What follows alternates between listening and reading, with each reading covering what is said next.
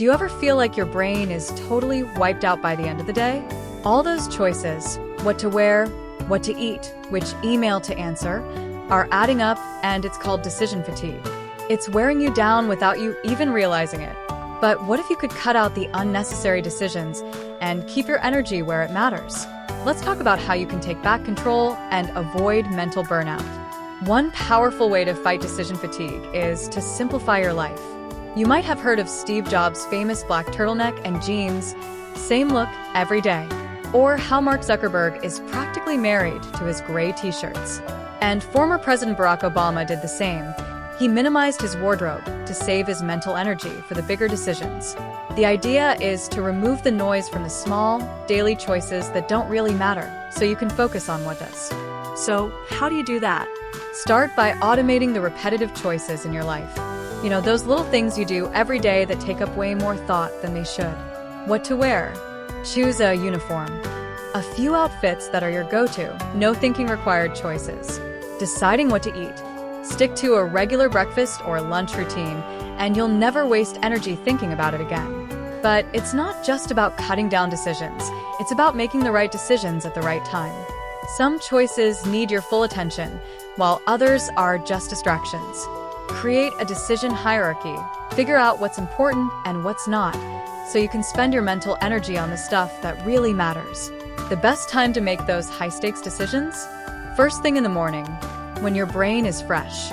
Research shows that decisions made early in the day are usually more thoughtful and balanced. So tackle those big decisions when you're at your best, not when you're running on empty later on. Another trick? Batch similar decisions together. If you've got emails to answer, phone calls to make, or documents to review, handle them in one go. It's like doing a load of laundry. You don't wash one sock at a time. By grouping tasks, you avoid jumping from one thing to another and can focus better without feeling drained. And here's a big one: boundaries. Setting boundaries is one of the best ways to preserve your mental energy. Trying to be available for everyone all the time? That's a one-way ticket to burnout. You need to get comfortable with saying no.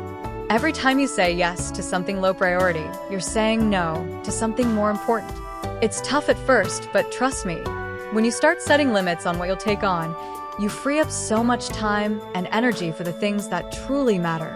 Another thing, if you find yourself stuck on a decision, set a timer. Give yourself a time limit to make that choice and move on. It stops you from overthinking and prevents you from wasting energy on things that don't deserve it. One of the best tools you can use is habits and routines. These are like autopilot for your brain. They take care of the small stuff so you don't have to think about it. That way, your mental energy is saved for the more meaningful decisions you need to make. Establish a strong morning and evening routine. Mornings are perfect for activities like exercise, meditation, or planning your day, while evenings should be about winding down, reflecting, and getting ready for tomorrow. The more consistent your routines become, the less mental effort you need to get through them. Remember, decision fatigue is real, but you don't have to let it run your life.